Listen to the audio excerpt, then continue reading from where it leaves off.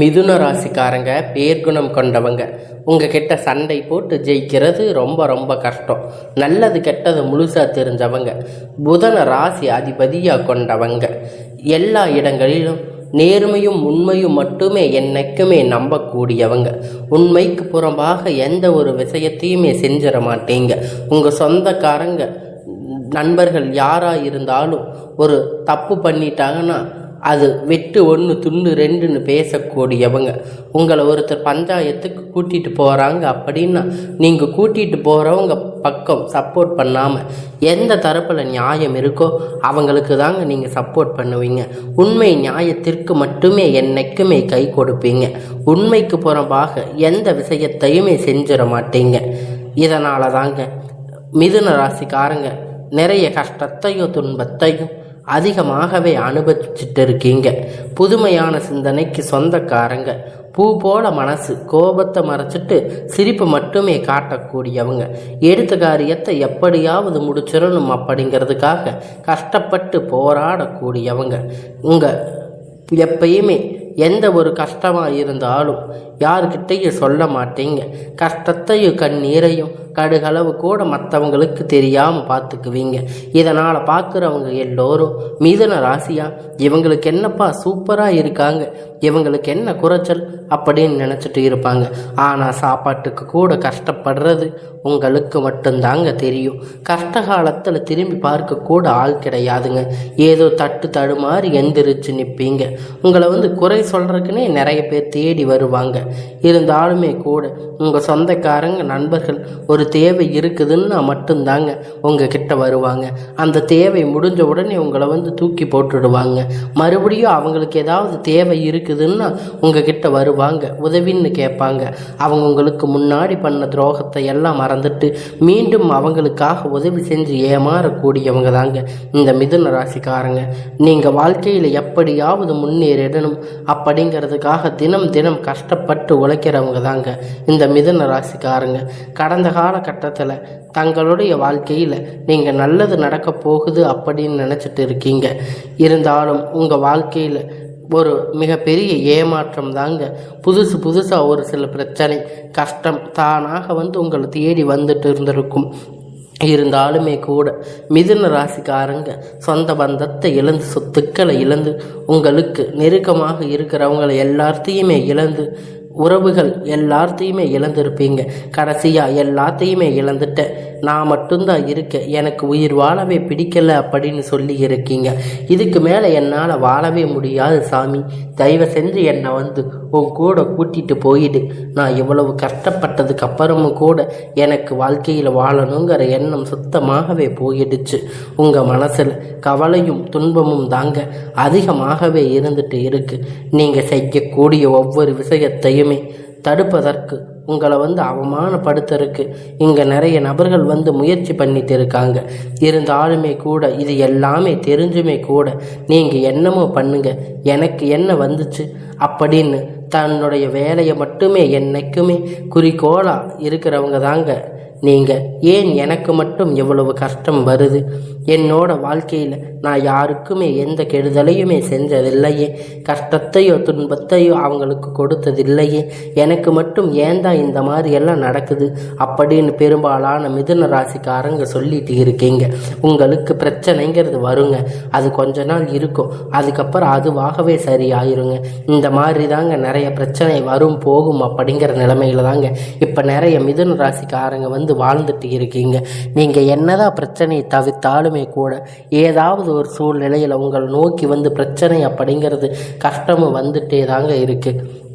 ஆனால் இனி வரக்கூடிய நாட்களில் உங்களுக்கு இன்பத்தையும் மகிழ்ச்சியையும் மட்டுமே தரக்கூடிய ஒரு காலகட்டமாக அமைஞ்சிருக்குதுங்க.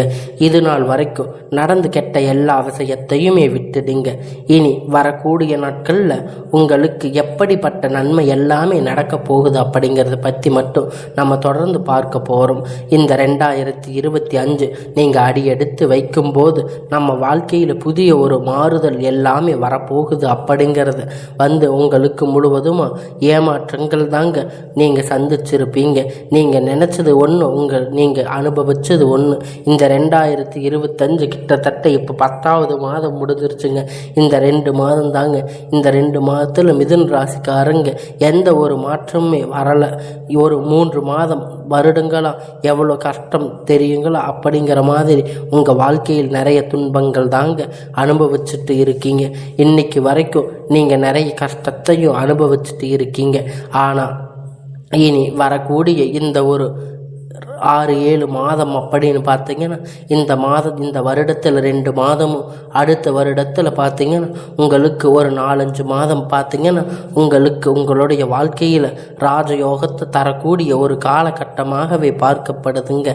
இதனால தாங்க இந்த நவம்பர் மாதத்தில் உங்களுக்கு சனியுடைய வக்கிர பெயர்ச்சி, குருவுடைய வக்கிர பெயர்ச்சி, சுக்கிர பெயர்ச்சி, அதுக்கப்புறம் பார்த்தீங்கன்னா 5 வருடங்களுடைய மாற்றங்கள் எல்லாமே உங்களுக்கு இந்த வருடத்தில் இருக்கிறதால கடந்த காலகட்டத்தில் நீங்கள் எதையெல்லாம் இழந்து கஷ்டப்பட்டு இருக்கீங்களோ, எதையெல்லாம் இருந்து வருத்தப்பட்டு இருக்கீங்களோ, அது அனைத்துமே பெறக்கூடிய ஒரு காலகட்டமாகவே வரக்கூடிய ஒரு 6 மாதம் அப்படிங்கிறது பார்க்கப்படுதுங்க. முதலாவதாக பார்த்தீங்கன்னா சனியுடைய வக்கிர நிவர்த்தி அப்படிங்கிறது என்னன்னு நிறைய பேர் கேட்பீங்க.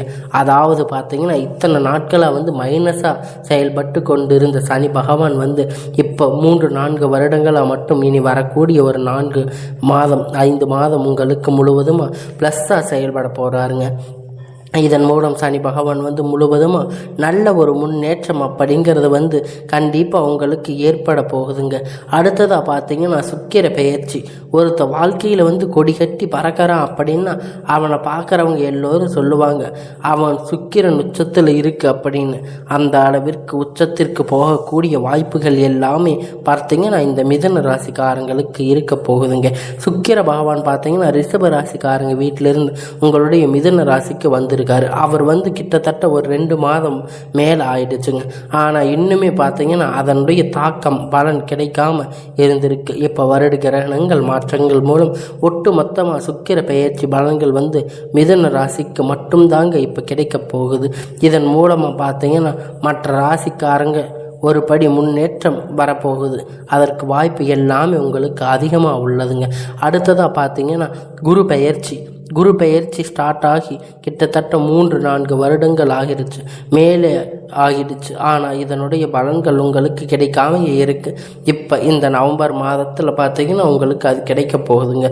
உங்கள் ராசியில் 8ஆம் இடத்துல ஒட்டு மொத்தமாக குரு பெயர்ச்சி பலன்கள் உங்களுக்கு முழுவதுமாக கிடைக்க போகுது. இதன் மூலம் நல்ல ஒரு பொருளாதார முன்னேற்றம் அப்படிங்கிறது கண்டிப்பாக உங்கள் வாழ்க்கையில் ஏற்பட போகுதுங்க.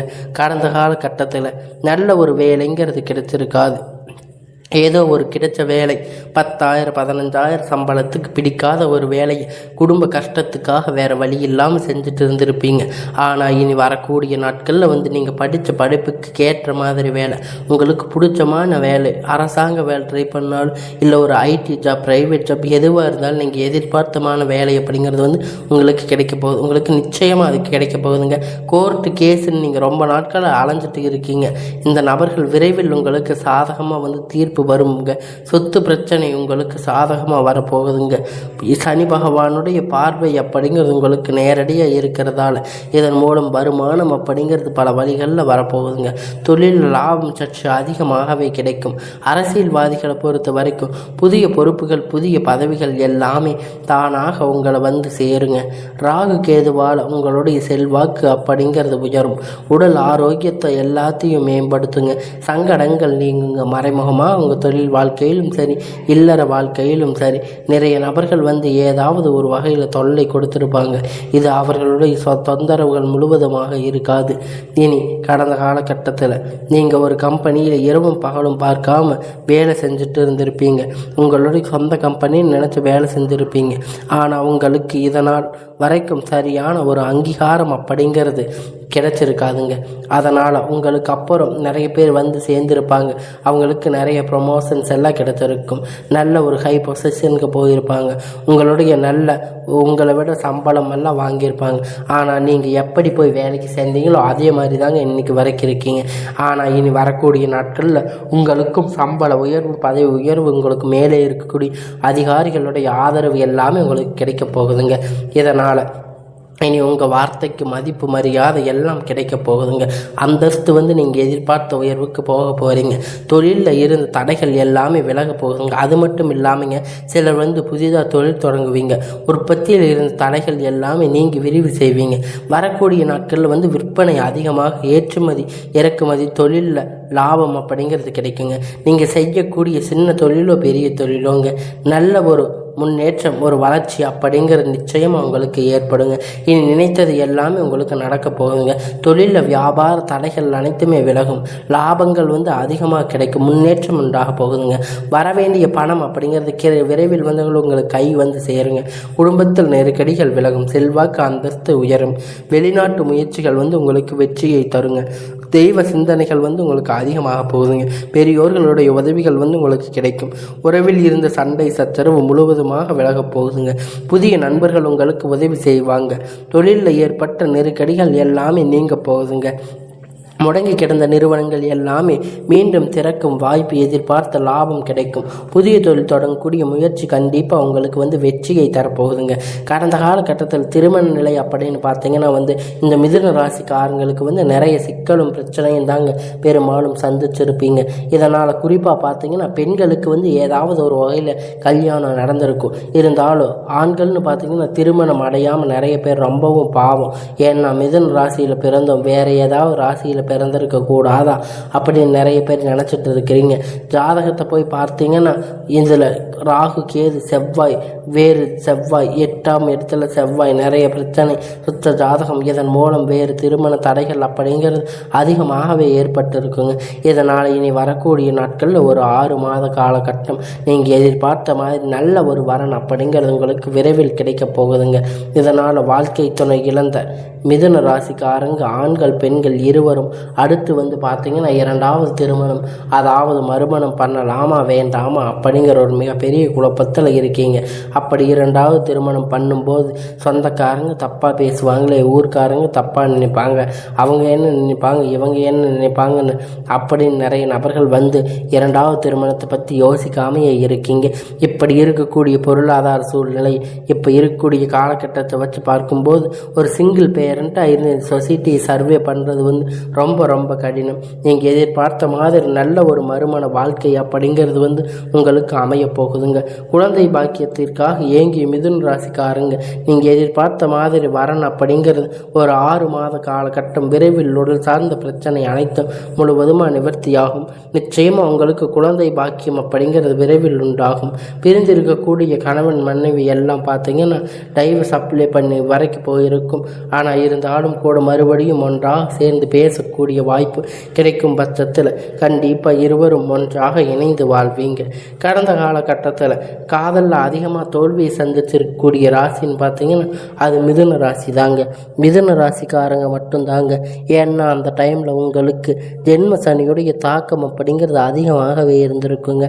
இதன் மூலம் காதல் அடிக்கடி சண்டை சச்சரவு, ஈகோ பிரச்சனை, இல்லை காதல் போய் வீட்டில் சொல்லும்போது பெற்றோர்கள் ஒத்துட்டு இருந்திருக்க மாட்டாங்க. இது மாதிரி காதல் நிறைய பிரச்சனைகளால் உங்களுக்கு பிரேக்கப் ஆகியிருக்கும். இனி வரக்கூடிய நாட்களில் உங்களுடைய காதலை வெளிப்படுத்தும் போது உங்களுக்கு திருமணம் அப்படிங்கிறது வரைக்கும் உங்களுக்கு போகுங்க.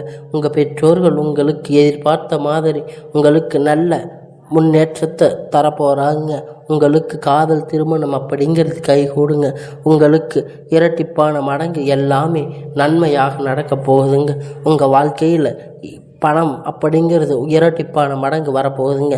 சேமிப்பு அப்படிங்கிறது பல மடங்காக உயரப்போகுதுங்க. இதன் மூலம் கடந்த காலகட்டத்தில் ஏற்பட்ட கடன் பிரச்சனை அனைத்துமே வரக்கூடிய நாட்கள் முழுவதுமாக நிவர்த்தியாக போகுதுங்க. இனி இவங்களுக்கு வளர்ச்சி அப்படிங்கிறது யாருமே எதிர்பார்க்காத அளவிற்கு ஒரு மிகப்பெரிய அசுர வளர்ச்சியாக இருக்க போகுதுங்க. இவர்கள் அதை கூட நபர்கள் மூலம் நிறைய ஆபத்து சிக்கல் எல்லாமே வரக்கூடிய வாய்ப்புகள் அதிகமாக இருக்குங்க. கண்டிப்பாக குடும்ப உறுப்பினர்கள் மூலம், சொந்தக்காரங்க நண்பர்கள் மூலம் ஏதாவது ஆபத்து வரும் என்று தெரிய வரும் பட்சத்தில் உடனடியாக அந்த நபரை விட்டு விலகி கொஞ்சம் தள்ளி இருப்பது நல்லதுங்க. மிதுன ராசிக்காரங்க பொறுத்த வரைக்கும் அவங்கள விட்டு விலகி இருப்பது ரொம்ப ரொம்ப நல்லது. இல்லாத பட்சத்தில் நிறைய பிரச்சனையும் சிக்கலும், குடும்பத்தில் நிறைய ஏமாற்றங்கள் வாய்ப்பு அதிகமாக உள்ளதுங்க. இதனால் இனி வரக்கூடிய நாட்களில் மிதுன ராசிக்காரங்க சுலபமான காரியத்தை ஈஸியாக செஞ்சு முடிப்பீங்க. கடினமான காரியத்தை சுலபமாக செஞ்சு முடிப்பீங்க. உங்கள் எளிமையான பேச்சு திறமையால் அனைவரையும் கவர்ந்து இழுப்பீங்க. மிதுன ராசிக்கு இனி வரக்கூடிய நாட்கள் எல்லாமே நன்மையாகவே அமையும்.